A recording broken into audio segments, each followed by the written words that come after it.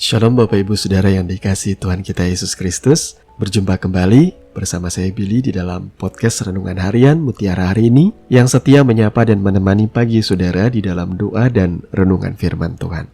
Masih di dalam suasana menyambut perayaan Natal, sehingga renungan kita di kesempatan hari ini kembali akan mengangkat judul Makna Kelahiran Kristus bagian yang kedua, Yesus Sang Raja Damai. Dan nas firman Tuhan terambil dari Yesaya pasal yang ke-9, ayatnya yang ke-5. Demikian firman Tuhan, sebab seorang anak telah lahir untuk kita, seorang putra telah diberikan untuk kita. Lambang pemerintahan ada di atas bahunya, dan namanya disebut orang Penasehat Ajaib, Allah yang perkasa, Bapa yang kekal, Raja Damai. Amin. Saudaraku yang dikasihi Tuhan kita Yesus Kristus, di dalam setiap hari perayaan Natal, jauh sebelum wabah pandemi melanda negara ini bahkan seluruh dunia, biasanya di hari perayaan dan ibadah kebaktian Natal itu ada yang namanya drama bertemakan kelahiran Kristus. Drama yang paling umum ialah adanya kehadiran tokoh Maria, Yusuf, kemudian juga orang-orang Majus, dan tentunya si bengis Raja Herodes. Injil Matius pasal yang kedua itu menggambarkan dengan jelas bagaimana ketika Yesus dilahirkan di Bethlehem Efrata di tanah Yudea, ada orang-orang Majus dari timur datang ke Yerusalem. Mereka datang untuk sebuah tujuan yang jelas, mencari dan bertanya-tanya, di manakah dia, raja orang Yahudi yang baru dilahirkan itu? Kami telah melihat bintangnya di timur dan kami datang untuk menyembah dia.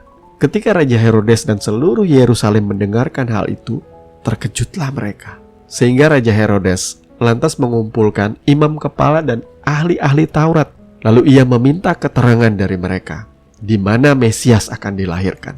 Kalau saudara tahu, seorang ahli Taurat itu memang betul-betul ahli, fasih. Mereka bahkan banyak diantaranya yang hafal ayat-ayat firman Tuhan. Mereka menyelidiki dan meneliti dengan baik, sehingga mereka bisa memberikan jawaban.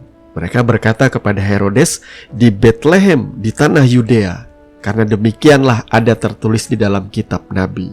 Seperti yang sudah kita baca di dalam renungan kita yang sebelumnya, bahwa kitab Nabi Hagai yang paling menggambarkan dengan jelas mengenai kelahiran Sang Mesias di kota Bethlehem Efrata. Lalu Herodes menyuruh orang-orang untuk menyelidiki dengan seksama mengenai anak itu, anak yang baru dilahirkan. Dan ia minta supaya sesudah kamu menemukan dia, kabarkanlah kepadaku, kata Herodes, supaya aku pun datang untuk menyembah dia. Padahal kita tentu tahu, bukan itu maksud dan tujuan Herodes. Ia merasa kelahiran Yesus yang dikatakan sebagai seorang raja Yahudi menjadi ancaman bagi tahtanya dan keturunannya. Terbukti ketika orang-orang Majus itu pergi melalui jalan yang lain, dan ketika Herodes sadar bahwa ia telah diperdaya oleh orang-orang Majus itu, ia sangat marah, sehingga ia mengeluarkan sebuah maklumat.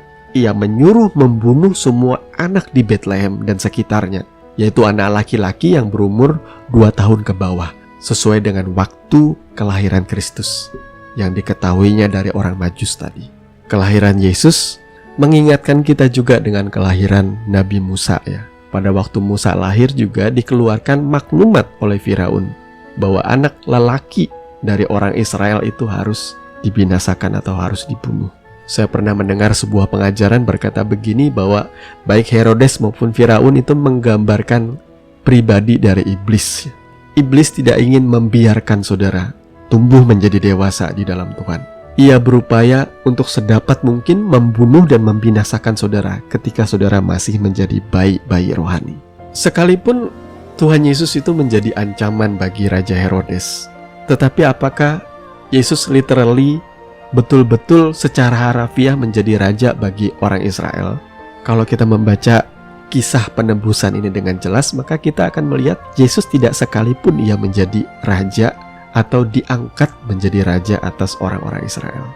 Ia justru digantung di atas kayu salib, yang bagaimana kemudian di atas kepala Yesus dipakukan sebuah papan yang bertuliskan Raja orang Yahudi. Itu adalah sebuah ejekan bagi Yesus Kristus. Tetapi Yesaya 9 ayat 5 yang sudah kita baca tadi ternyata ada penggenapannya Dan ayat penggenapannya ada di dalam 2 Korintus 5 ayat yang ke-19. Sebab Allah mendamaikan dunia dengan dirinya oleh Kristus, dengan tidak memperhitungkan pelanggaran mereka. Ia telah mempercayakan berita pendamaian itu kepada kami. Jadi Yesus datang ke dunia ini menjadi seorang raja damai, mendamaikan kita terhadap sorga, terhadap Allah itu sendiri. Karena kita ini manusia sudah jatuh di dalam dosa. Dan setiap orang yang berdosa itu menjadi seteru, menjadi musuhnya Allah. Dan musuhnya Allah jelas hukumnya adalah dibinasakan, dilempar ke dalam neraka, yakni kebinasaan kekal. Yesus datang untuk menjadi seorang raja damai yang mendamaikan dua kubu antara manusia dan Allah. Tidak ada jalan pendamaian selain melalui Tuhan kita Yesus Kristus. Saudara tidak bisa mendamaikan diri saudara sendiri, bahkan dengan kesalehan dan kebaikanmu. Semuanya itu sia-sia belaka. Tuhan sudah menetapkan bahwa pendamaian yang sejati itu hanya datang melalui Sang Raja Damai, Tuhan kita Yesus Kristus. Tuhan memberkati firman-Nya. Mari kita berdoa. Bapa, di dalam nama Tuhan Yesus, terima kasih. Kami mengucap syukur untuk kebenaran yang sudah kami sama-sama dengarkan di pagi hari ini. Kami percaya kami semakin diteguhkan dan dikuatkan. Dan ini akan melengkapi sukacita kami untuk menyambut hari perayaan Natal. Kami merayakan lahirnya Sang Raja Damai yang mendamaikan kami dengan Bapa di sorga. Sehingga kami boleh menjadi anak-anak kesayangan Tuhan. Dan kami menjadi ahli waris kerajaan sorga. Kami mau mendatangkan damai di dunia ini selama kami hidup, Tuhan. Menjadi anak-anak damai-Nya Tuhan. Yang senantiasa membawa kabar baik dan membawa damai sukacita di tengah-tengah umat manusia. Terima kasih Bapa. Di dalam nama Tuhan Yesus kami berdoa. Amin. Saudaraku yang dikasihi Tuhan kita Yesus Kristus, kami percaya kebenaran firman yang sudah sama-sama kita dengarkan boleh menjadi dasar dan kekuatan di dalam setiap kehidupan kita. Sampai bertemu lagi di podcast Renungan Harian Mutiara hari ini yang berikutnya. Kasih karunia menyertai saudara sekalian. Shalom.